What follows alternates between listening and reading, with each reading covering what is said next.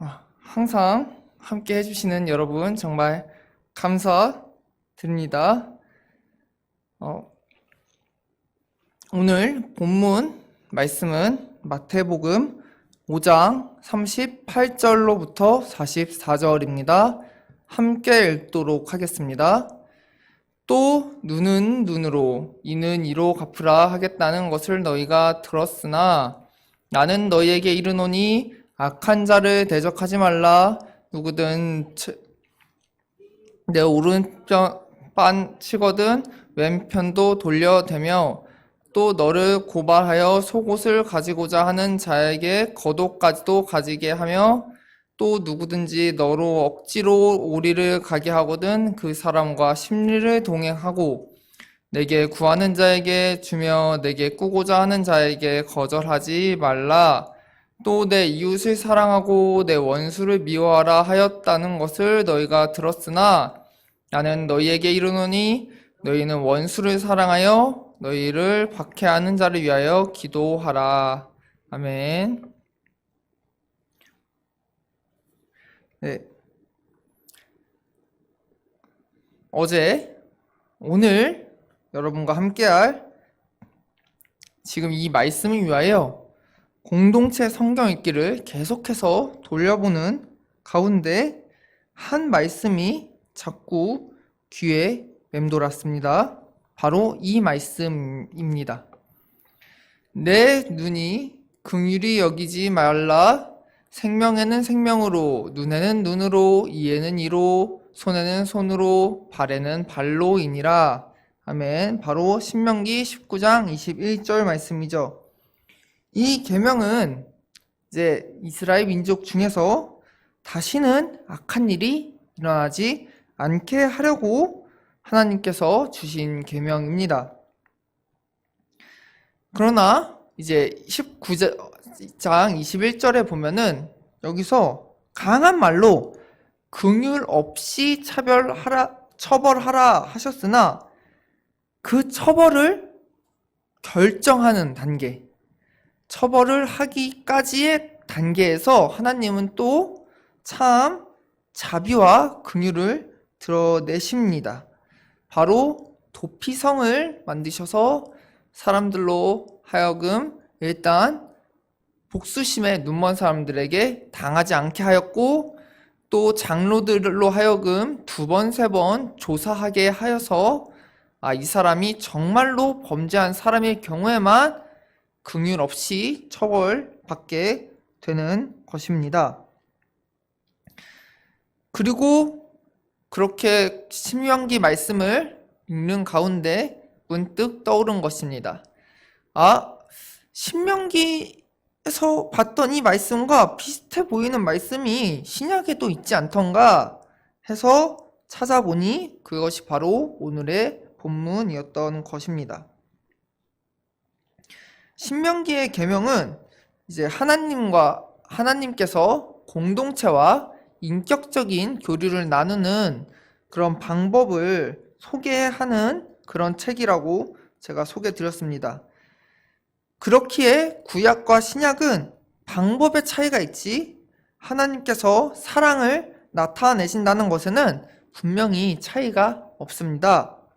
하지만 구약에서 신약으로 오면서 우리가 받아들이기에 좀 힘든 말들이 있는데 바로 그것이 오늘의 말씀입니다. 오늘의 말씀은 마치 우리에게 이렇게 들리기도 합니다. 다 내어주어라.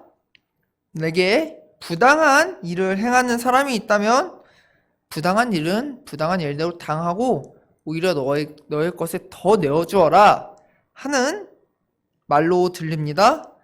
그리고 더 내어준 다음에 그 원수를 사랑하라 이렇게 들립니다.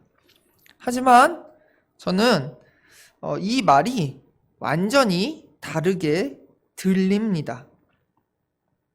왜냐면 저는 이 부분의 영어 성경 번역이 완전히 뜻을 잘못 해석하였고 우리가 거기에 영향을 받았다고 생각하기 때문입니다. 영영어 성경, 특히 이제 우리가 주일 오후 청소년부, 청년부 함께 NIV 성경을 읽고 있는데, 이 NIV 성경은 이 헬라어 성경의 39절 대적하지 말라라는 부분을 do not resist 라고 번역하였습니다. 여기서 do not은 하지 말라, resist.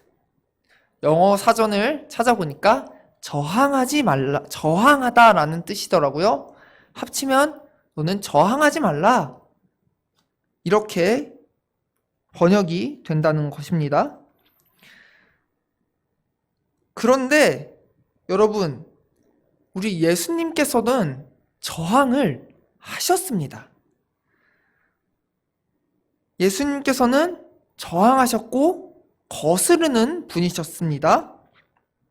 마태복음만 봐도 예수님께서는 권력자들과 예수님께 악하게 대하는 세상의 권세자들과, 그리고 그 권세자들이 율법을 악용하여 예수님의 제자들과 예수님과 그리고 가난한 사람들을 핍박할 때, 또 예수님께서 그러한 사회적 분위기에도 다 저항하시고 다 거스르셨다는 것을 우리가 기억을 하여야 합니다. 마태복음 15장 1절에서 6절을 잠시 읽어보도록 하겠습니다. 그때 바리새인과 서기관들이 예루살렘으로부터 예수께 나와 이르되, 당신의 제자들이 어찌하여 장로들의 전통을 범하나이까? 떡 먹을 때에 손을 씻지 아니하였나이다. 대답하여 이르시되, 너희는 어찌하여 너희의 전통으로 하나님의 계명을 범하느냐? 너희는 이르되 누구든지 아버지에게나 어머니에게 말하기를 내가 드려 유익하게 할 것이 하나님께 드림이 되었다고 하기만 하면 부모를 공경할 것이 없다 하여 너희의 전통으로 하나님의 말씀을 폐하는도다. 아멘. 이제 바리새인들과 서기관들이 예수님께서 인기를 많이 얻으시고 이 사회에서 어떤 종교적 지도자의 모습으로 두각을 드러내시자 예수님을 견제하고 빈틈을 찾으려고 찾아와 질문을 던집니다. 당신의 제자들이 전통에 따라서 손을 씻지 않고 떡을 만졌습니다. 그런 악의적인 질문에 예수께서는 오히려 더 말씀을 잘 아시는 모습으로, 참으로 말씀에 해박하신 모습으로, 내가 보기에는 너희는 전통은 지키지만 하나님께서 너희에게 주신 계명은 지키지 않는구나. 특히 하나님께서 하나님과 사람, 그리고 하나님과 사람의 계명인 1계명부터 4계명, 그리고 사람과 사람의 계명인 그 중에서도 첫 번째인 부모님을 공경하라 한 그 큰 계명을 지키지 않는 것이 바로 너희의 전통이 아니니? 하고 그들에게 정면으로 반박하고 그들이 빈틈을 노리는 것에 대하여 저항하셨다는 것입니다. 그렇게 바리새인들과 서기관들은 예수님을 시험하려고 하였을 때 오히려 예수님 앞에서 율법을 모르는 우스운 자들이 되어 버렸습니다. 그렇다면 오늘 본문 말씀은 어떠한 말씀일까요? 저는 오히려 우리 한국어 성경이 이 부분을 굉장히 잘 번역하였다고 생각을 합니다. 한국어판은 이 단어를 무엇으로 번역하였냐면 대적하다 라고 번역을 하였습니다. 여러분, 저항과 대적의 차이가 무엇입니까? 저항은 어떠한 일에 반대하는 행동을 뜻하고 어떠한 일에 거스르는 일을 뜻합니다. 그리고 버티는 일을 뜻합니다. 예수님께서는 저항하셨고 버티셨습니다. 그 시대의 종교적 지도층과 사회의 권력자들의 거슬러 반박하였습니다. 그래서 종교 권력자들이 예수님을 죽이기 위해 노력한 것이 아닙니까? 그러나 대적하지 말라는 것은 어떤 뜻이냐면 악하게 하는 사람들을 적으로 대하지 말라는 것입니다. 그러므로 마태복음의 이 번역은 악한 사람에게 대항하려는 의지를 가지지 말라는 말이 아니라 악한 사람들을 적으로 삼아서 그들과 같이 악한 방법으로 응하지 말아라 라는 뜻입니다. 아주 중요한 일화가 있습니다. 바로 이 말씀입니다. 예수와 함께 있던 자 중에 하나가 손을 펴 칼을 빼어 대제사장의 종을 쳐 그 귀를 떨어뜨리니, 예수님께서 잡히시던 그 밤에 예수님의 제자 중 한 사람이 칼을 빼어 예수님을 잡으려는 사람의 귀를 베어내는 일이 있었습니다. 왜냐하면 예수님을 잡으러 온 사람들이 굉장히 위험해 보였기 때문입니다. 왜냐하면 그 사람들은 칼과 몽둥이를 든 채로 예수님을 데리러 왔습니다. 잡으러 왔습니다. 말씀하실 때에 12 중에 하나인 유다가 왔는데 대제사장들과 백성의 장로들에게서 파송된 큰 무리가 칼과 뭉치를 가지고 그와 함께 하였더라.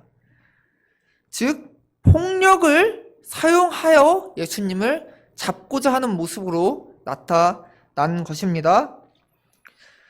그러나 예수님께서는 그 폭력의 상황에서 어떻게 하셨냐면 잘린 귀를 주어서 붙여주십니다. 그리함으로 예수께서는 그 자리에서 폭력으로 그 사람들에게 저항하시고 대항하신 것이 아니라 오히려 치유하신 그 능력으로 하나님의 아들이심을 드러내시고 예수님을 범죄자로 취급하려는 사람들로 하여금 오히려 그 사람들의 정당성을 없애는 모습으로 저항을 하신 것입니다. 오늘 본문에서는 예수께서 한 이러한 저항의 방법을 뺨을 돌려댐과 속옷을 가지자 하는 자에게 겉옷까지 줌과 멀리 동행하기까지 제안을 하셨습니다. 여러분, 이 부분에서 이 세 방법이 명확한 저항의 방법이라는 것을 우리가 알 필요가 있습니다.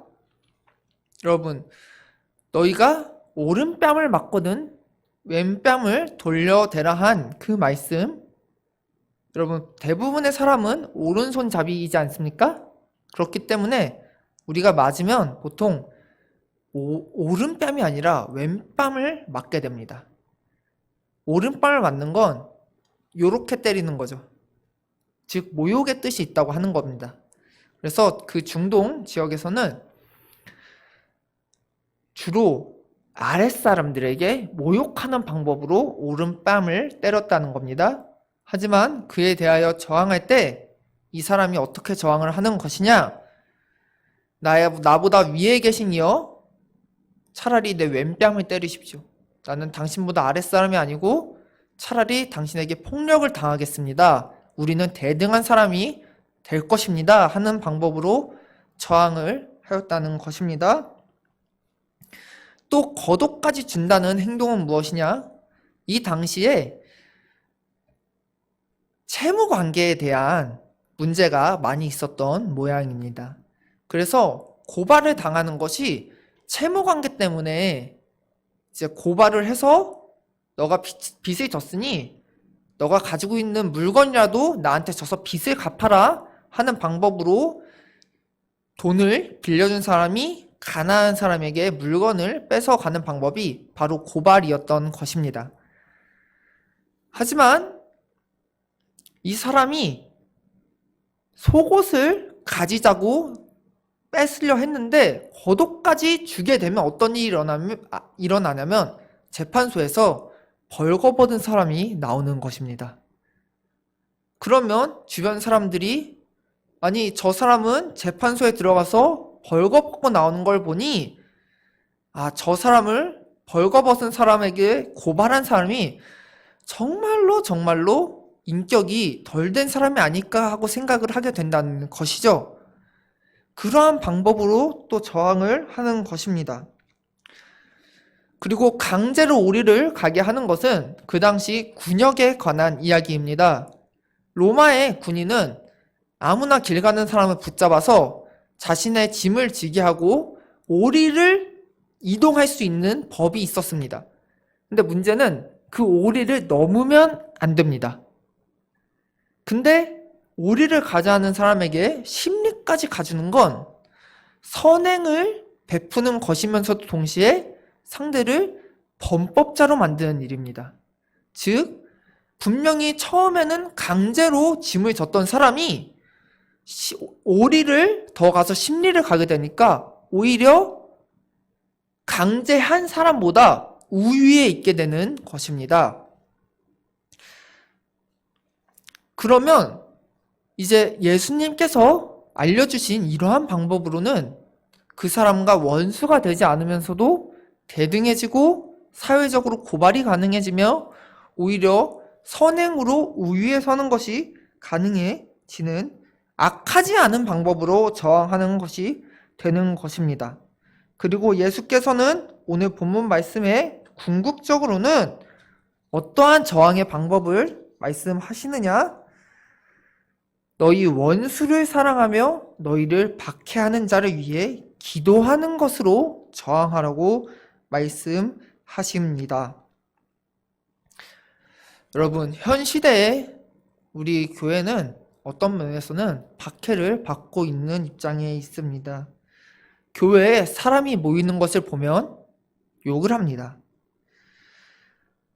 그러나 교회를 박해하는 사람들은 더 개방적인 공간에서 마스크도 제대로 쓰지 않고 함께 식사를 하고 술자리까지 가지는 현 상황에 있습니다. 목사님께서 말씀하신 것처럼 세상이 교회를 그렇게 핍박하는 시대가 되었습니다.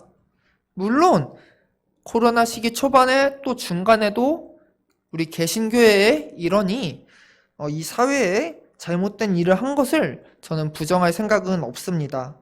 우리 개신교회는 한 개인 안에 어떠한 작은 죄든지 찾아서 주님 앞에 내어놓고 고백하고 회개하듯이 개신교회 안에서 일어나는 모든 일 역시 우리처럼 우리 하나님께 함께 회개하는 일을 하여야 할 것입니다.